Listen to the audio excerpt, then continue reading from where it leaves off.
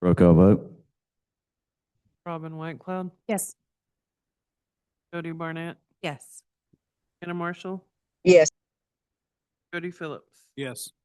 Chairman, you have 4 in favor and 0 against. 4 in favor, 0 against. JR 26001 has been approved. Thank you. On down to NCA 26008, a law of the Muscogee Creek Nation authorizing the expenditure of grant funds awarded from the Federal Homeland Bank of Topeka for the benefit of the Muscogee Creek Nation Department of Housing. Sponsor is Dodie Barnett. Motion to pass. Representative Barnett makes a motion for due pass. Do I hear a second? Second. Seconded by Representative Phillips. Discussion? Chairman, Mr. Rogers is here to speak to this legislation. Floor is yours, Mr. Rogers. Could you state your name and your position, please? Ronnie Rogers, Active Secretary, Department of Housing. Appreciate it, Chair and Council. We've already been awarded this $400,000. It's a grant that was applied through Federal Home Loan Bank at Topeka. We received the same grant for $500,000 last year. We used that to purchase some land in Glenpool. This one is going to go towards helping our funding stack for our LIHTC project to build 60 units, rental units in Wvkvkye, just adjacent to the existing site.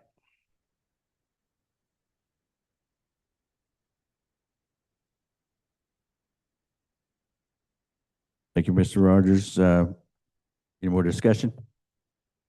Any more questions? Council online or in the audience? Hearing none, roll call vote.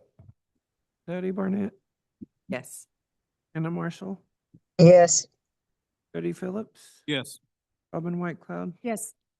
Chairman, you have 4 in favor and 0 against. 4 in favor, 0 against. That motion is approved. Thank you. Thank you. On down to NCA 26009, a law of the Muscogee Creek Nation authorizing the expenditure of the National Park Service Tribal Historic Preservation Office, THPO, grant for the benefit of the Historic and Culture Preservation Department. Sponsor is Dodie Barnett. Motion to pass. Motion to pass by Representative Barnett. Do I have a second? Seconded by Representative Whitecloud. Discussion. Thank you, Chairman. I believe Mr. Wvkvkye is here to address this legislation.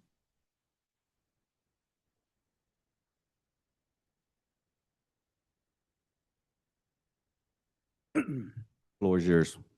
Congo, Robin Suika, Wvkvkye. I'm the Director of the Historic and Cultural Preservation Department. This is a grant that we apply for every year, and we recently got awarded for it by the National Park Service. With these funds, half of our TIPO, the preservation officer's salary, will be funded by this grant. It'll also fund travel expenses for conferences that our TIPO will attend. Also, other different types of events like site visits in the Southeast. It'll also help fund supplies that we will, or the TIPO office will need in the department. And it'll also fund periodicals like journals, magazines, stuff like that.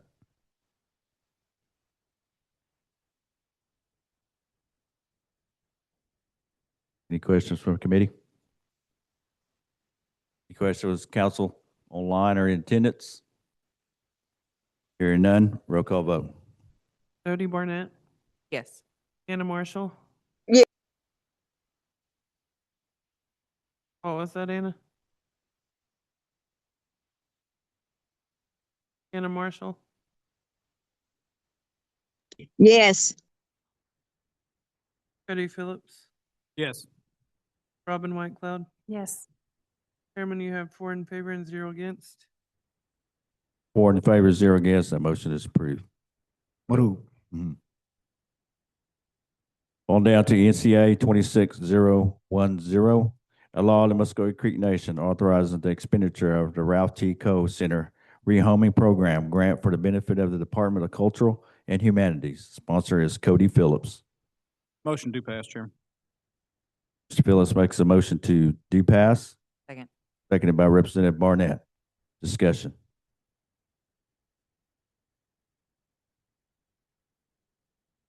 Hi, can you hear me? Yes. Thank you, Chairman. This legislation is for the Culture and Humanities Department. We received 6 objects from the Co-Center. It's located in Santa Fe, New Mexico. They recently have reorganized and decided to close the group. And doing so, they had objects that came from the Southeast. They reached out and we repatriated 6 items back in February of last year.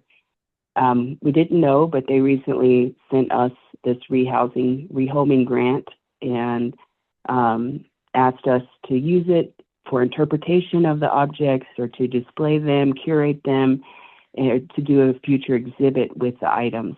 The items primarily are from the Southeast, Louisiana, Georgia area. They include discoidals, or what we call gaming stones that were used when you play chunky. We also have a monolithic axe that came from Etowah Mounds. So we're going to use these grant funds to plan a future exhibit, either at the new Welcome Center or when a new exhibit comes in at the Riverwalk Waters Gallery.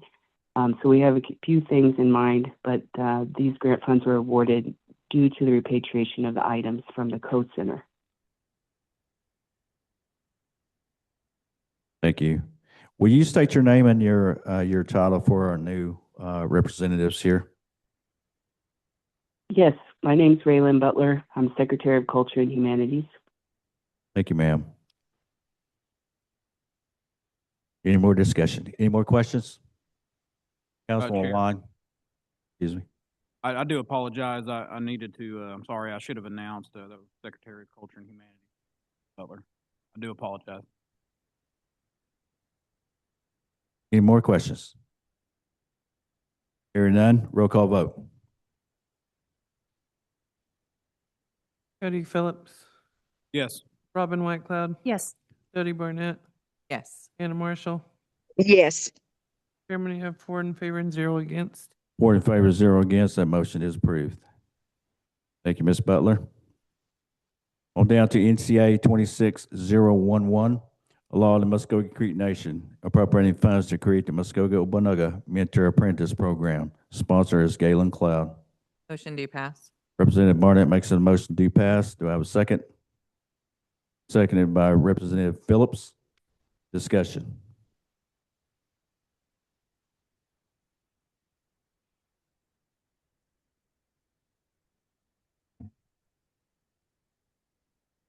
Una iba. Ya motilite lady jagomongin unaya gomongin mat tangi imbalats ka maroje je don Joseph Daryl Proctor Salkula to Toyo Bonaga also yik jalgi hemadot ke don Bonaga da ponsongi hagagi ba PGR jayi den kun libi don ada meko hill magangi Bonaga somgi bahanin hijiarit mau fansosarit umagitletken on legi don hayata nox to haniata man abanesa handes man aboka amodachina ambo hibagacha. Name is Daryl Proctor II. I'm the manager of Muscogee Language Liaison Program. And this legislation you have before you is the Muscogee Wvkvkye Mentor Apprentice Program. I believe you all have the executive summary, the budget, as well as the legislation that was written up for it. Happy to talk about that. Don't go no. But legislation just outlines that we're searching for 6 employees, full-time employees that'll work 40 hours a week, 5 days a week, 8 to 5 p.m. With 2 of those employees being 2 first language speakers that will serve as the mentors, or second language learners that will serve as the apprentices. It'll be an immersive Muscogee language speaking environment, nothing classroom based. This was all in accordance with the executive order that Chief Hill put out back in November, which outlines the need for an expansion of master apprentice programs, an expansion in funding for language programs, and expansion for language opportunities for first language speakers. And yeah, so the hope is that after, for 2 years, the apprentices will be monthly evaluated by the first language speakers. After 2 years, they will possess a working professional knowledge of Muscogee language, speaking and understanding, oral communication, and that they'll be supported by the Department of Cultural Humanities and other MCN departments where they'll be provided other employment opportunities such as field specialist work, research, teaching, interpretation, translation, not Mwaga, and there'll be other opportunities. And once again, it's supported by the executive order. This has just come to our attention through working with the first language speakers. We currently conducting a first language speaker census. We have interacted with over 225 first language speakers. Most of them, there's an average age of 75. Several of them, many of them have expressed the desire to work with our program. They've also expressed a desire to give back directly to second language learners. So again, this is why we see this as a need based on the census, because there are first language speakers out there. They want to give back to the community, give back to their language so it can carry on for generations to come. I believe that's most everything as far as the program is going to work. Location-wise, should this legislation pass, we'd work closely with the tribal administrator to find a location that best suits the program. And then we've also been working on job descriptions for the apprentices and the mentors. And if it does pass, we'd be ready to start as soon as we can. We're in contact with these first language speakers on a weekly basis, some of them daily basis. It's all done through the language. A lot of these speakers in the past have expressed a lack of trust sometimes with the nation based on their own personal past experiences. But as a program, not just any one individual, but we have a program of 8 of us, and we have all worked to heal and mend those relationships through the language. Do business with them in the language, doing the best we can. Of the 8 employees that we do currently have, 2 of them are first language speakers. The remaining 6 are second language. We all have a varying degree of conversational Muscogee language skills. So our hope is that we can provide the same opportunities for others where their main job priority is just to learn Muscogee language. Wvkvkye. So, any questions?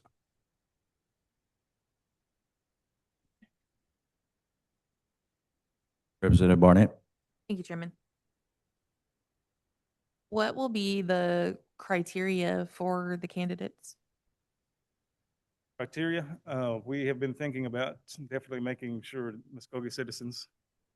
As far as the vetting process goes, it'll be shown just like any other career through the nation on the website. Maybe informally, we would have additional interviews, there's been talks of possibly having a letter of recommendation from a church ceremonial ground or speaker, so that we know that their values are in the community, within the speaker community, whether it be at the churches or the ceremonial ground. We want to make sure that we find the right candidates for that, ones that are able to, definitely motivated and willing to learn, and then also possess the ability to learn, which will take a longer process than just a normal job opportunity. So, we do have 3 employees that have participated in the Master Apprentice program at the College of Muscogee Nation, so they're available to offer some insight on better candidates as well. So, Okay. Thank you, Chairman. Any more questions? Questions, council in attendance or online? Hearing none, roll call vote. Dodie Barnett, Yes. Anna Marshall,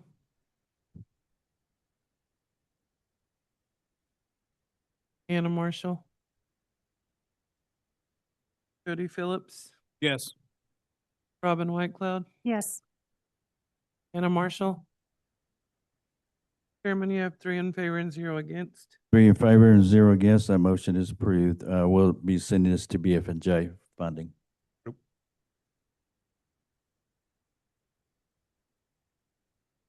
On down to NCA 26012, a law of the Muscogee Creek Nation authorizing the expenditure of grant funds awarded from the Healthcare Service Corporation for the benefit of the Muscogee Creek Nation Department of Housing. Sponsor is Cody Phillips. Chairman, make a motion to pass. Representative Phillips makes a motion to do pass. Second. Seconded by Representative Barnett.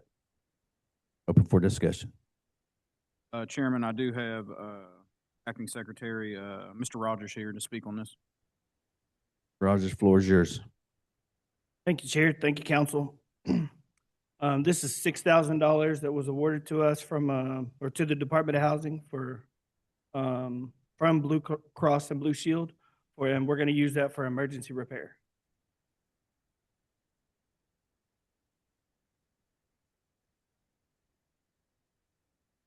Any more questions? Any more questions from council online or in the audience? Hearing none, roll call vote. Cody Phillips, Yes. Robin Whitecloud, Yes. Jody Barnett, Yes. Anna Marshall. Yes. Chairman, you have 4 in favor and 0 against. 4 in favor, 0 against. That motion is approved. Thank you, Mr. Rogers. Thank you. Well, now to NCA 26013, a law of the Muscogee Creek Nation authorizing a supplemental appropriation to the Muscogee Creek Nation Tribal Construction Services for the Ramp Assistance Program. Sponsor is Dodie Barnett. Motion to pass. Representative Barnett has made a motion to do pass. Seconded by Representative Wildcloud. Discussion? Thank you, Chairman. Mr. Daniel Hurd is here to address the legislation. Good afternoon. I'm Dan Hurd, your building official. And this is a supplemental program that was created by former Secretary Allen and Chief Hill to supplement programs that we have in housing, elder services, and veterans affairs. When folks that are handicapped that do not fit within the programs that they have, they fit in ours. We catch all that they can't catch. Basically, when folks fall through the cracks there, we pick up the slack. You know, when they can't do them a ramp, we can. We're not constrained by their constraints, so we can go out and help them. And that's what this has done. Over the past 2 years, we've done 39 ramps for folks with an average cost of approximately $14,000 or $1,400 per ramp. Be happy to answer any questions if you have any further than that. Thank you, sir. Any questions from the committee? Representative Barnett. So as far as like the internal workings, do those other departments, if they can't help someone, do they forward the application on to you? So you Yes, guys ma'am. have really good in-house cooperation? Yes, we've had great cooperation with the other departments. When they can't handle something or it doesn't fit within their program, they send them directly to us. We've Thank had good association with housing specifically and veterans. Those have been the two we've worked with the closest. Love it. Thank you. Any more questions? Council online, council in attendance. Hearing none, roll call vote. Jody Barnett, Yes. Anna Marshall, Yes. Cody Phillips, Yes. Robin Whitecloud. Yes. Chairman, you have 4 in favor and 0 against. 4 in favor, 0 against. That motion is approved.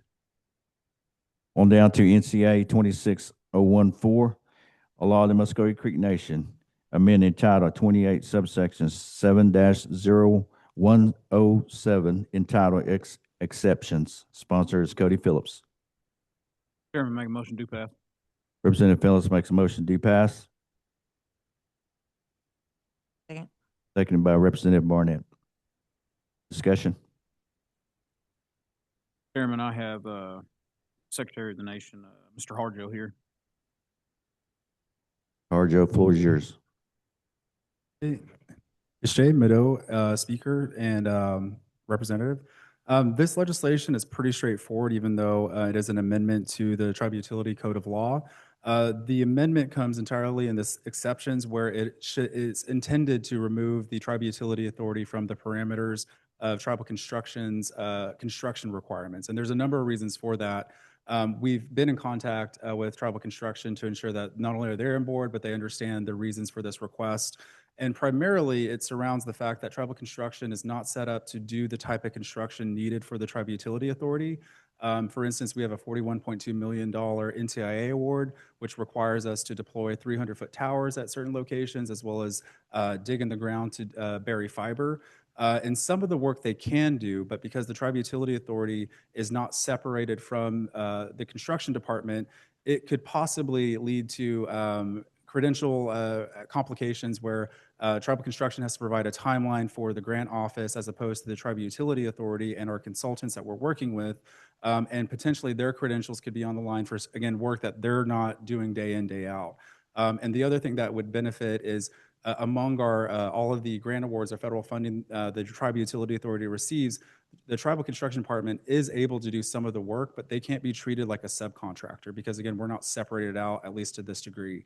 If we were, there are portions of the work that we could flex funding over for them to complete the work in-house and then be paid or recoup those costs through the grant award, but that's not possible at this time. There are other specific examples where the separation would allow us, again, more flexibility as we move and conduct construction on our own volition. But this is not an exception to other codes of law like the CISO code of law or anything related to procurement. It's strictly from separation from tribal construction's timeline of their own construction projects and the Tribal Utility Authority. The code that the Tribal Utility Authority was established under was always meant to create the utility authority as more of an independent agency. Again, not independent to the extent that we're not subject to other tribal laws that other departments are, but again, separating out the line of work and the timeline apart from the actual tribal construction department from the tribal government. I do have our Director of Broadband Relations or Operations here as well that could maybe provide more, I think, in-depth examples of our specific grant specific grant awards that we'll be breaking ground on later this year.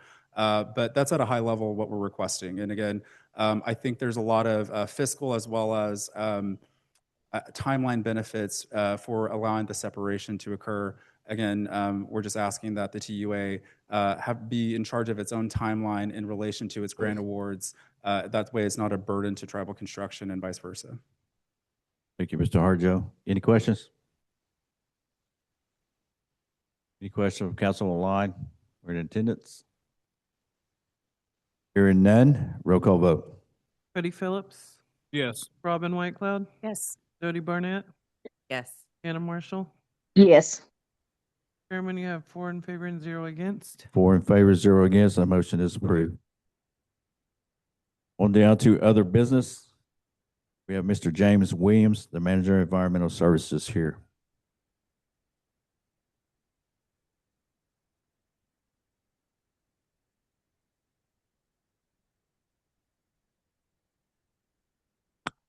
Good afternoon, LNC. Good afternoon, Chair, and also members.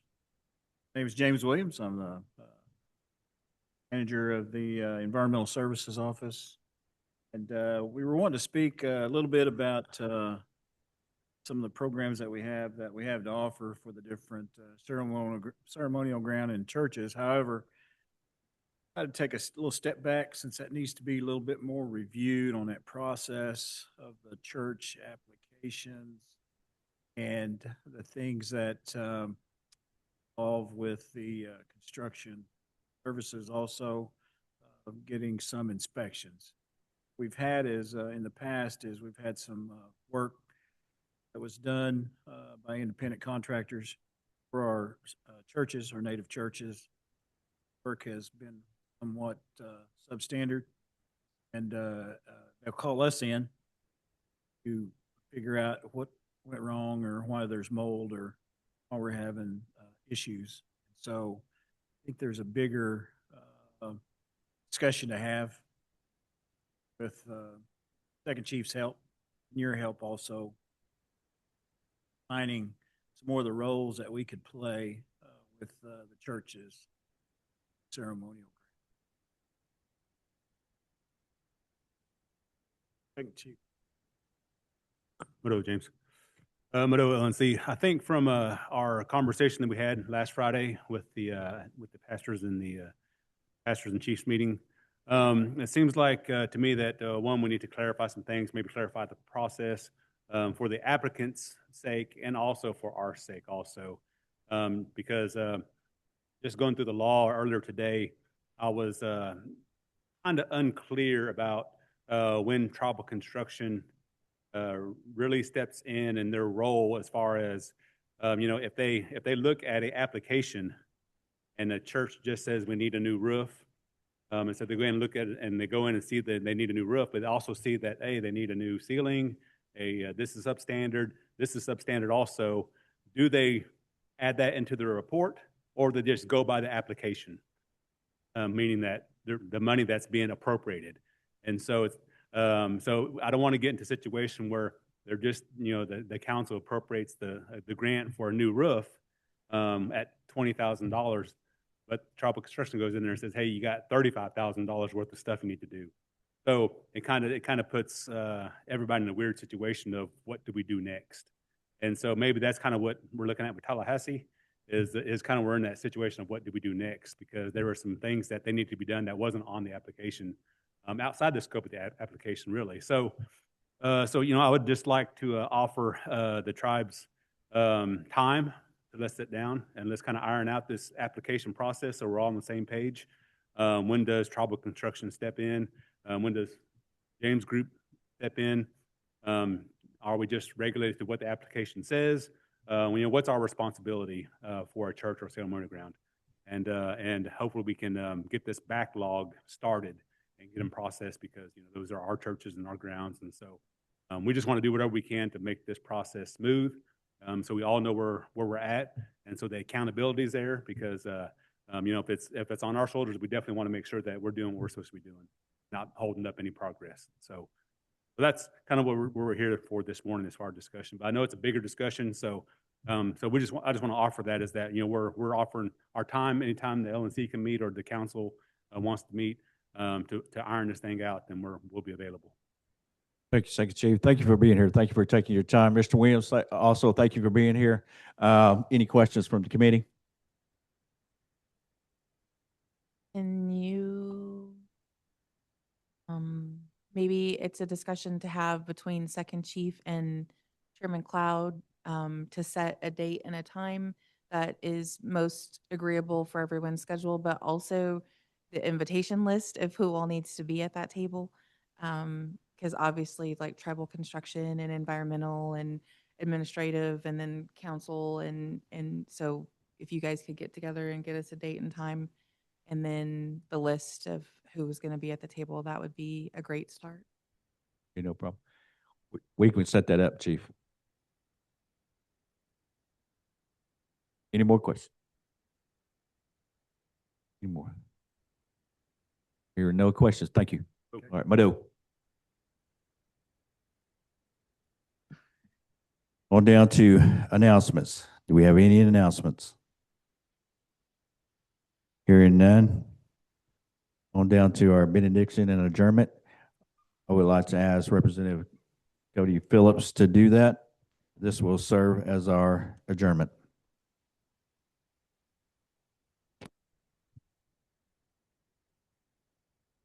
Father God, thank you for gathering us today. Thank you for giving us guidance. I just ask that you give us safe travels as everybody travels back to respective places. Just provide guidance for this council and this community. Prosper. In Jesus' name I pray. Amen. Meeting adjourned at 4:18. Mado.